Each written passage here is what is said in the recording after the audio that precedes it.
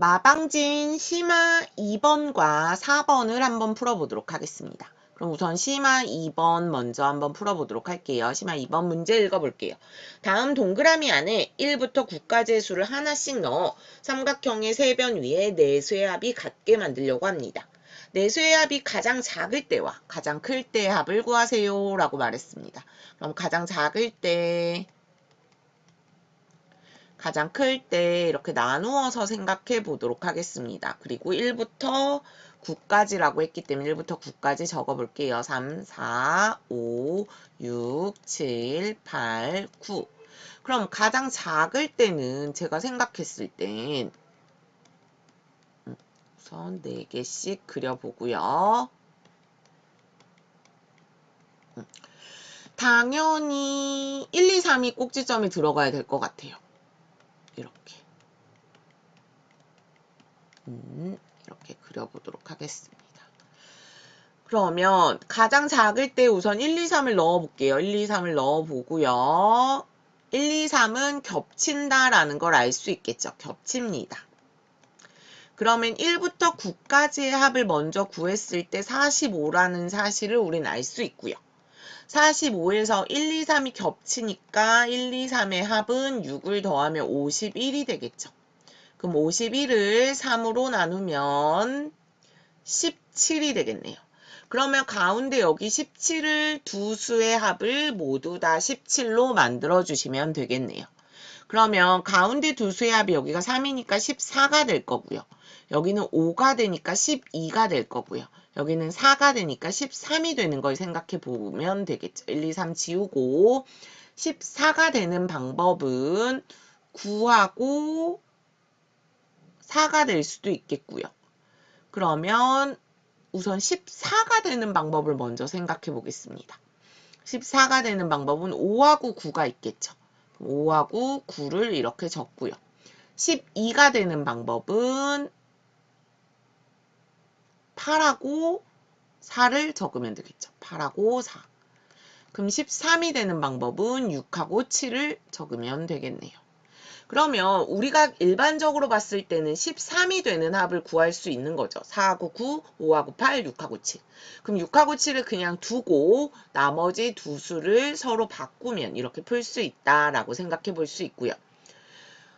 가장 클 때를 또 생각해 보기 위해서 여기를 또 적어 보도록 하겠습니다. 가장 클 때는 그럼 7, 8, 9를 가운데 넣어야겠죠. 7, 8, 9를 넣을 거고요. 그럼 마찬가지로 푸는 방법은 45가 있고 7, 8, 9의 합을 계산하시면 되겠죠. 24가 되겠네요. 그러면 69가 되겠고요. 69를 3으로 나누면 23이 된다라는 거 알 수 있고요. 그러면 15니까 8이 되겠고요. 그 다음에 17이니까 6이 되겠고요. 16이니까 7이 되겠죠. 그럼 7, 8, 9를 지우고 그 다음에 6이 되는 거, 7이 되는 거, 8이 되는 걸 하라 그랬죠. 그럼 가운데 수는 제가 그냥 3, 4는 이렇게 적어 놓을게요. 그 다음에 어떻게 하라 그랬죠? 8이 되는 건 2하고 6을 짝꿍 맺고 그 다음에 6이 되는 건 5하고 1을 이렇게 짝꿍 맺으면 되겠네요. 그럼 2하고 6이 되겠고 1하고 5가 된다라는 사실 알 수 있습니다. 그러면 여기에서 물어본 정답을 생각해 보면 값을 구하라고 했죠.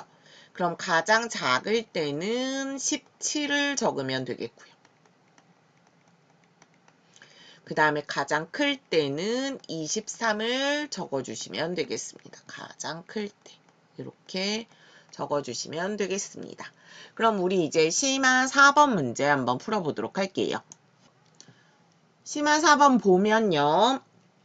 2부터 10까지 넣었어요. 심화 4번이라고 쓰겠습니다. 그 다음에 2부터 10까지 채워보라는 문제입니다. 1부터 9까지 있는 거와 뭐 별반 다르지 않겠지만 푸는 방법을 한번 생각해 보도록 하겠습니다. 그럼 2부터 10까지 한번 더 해보도록 할게요. 6, 7, 8, 9, 10이 되겠고요. 12가 하나, 둘, 셋, 넷, 12가 4개 있고 그 다음에 6을 더하면 되겠죠.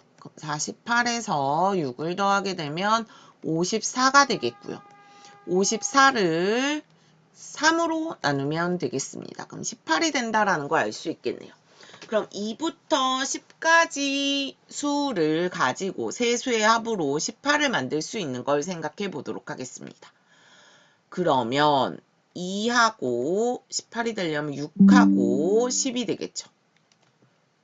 그 다음에 2하고 7하고 9가 되겠죠. 그 나머지는 이제 없는 것 같아요. 8하고 8이 되니까 안 되겠죠. 그러면 3이 됐을 때 생각해보면 15가 되겠죠. 5하고 10이 될 거고요. 그 다음에 3하고 6하고 9가 될 거고요.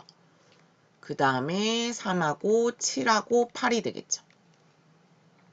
그 다음은 8, 더 이상 안 될 것 같습니다.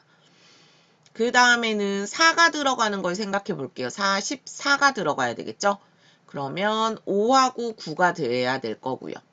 그 다음에 4하고 6하고 8이 되어야 될 거고 7은 안 되니까 제외하겠습니다. 그러면 8번째로 5가 들어갈 수 있는 거 13이죠.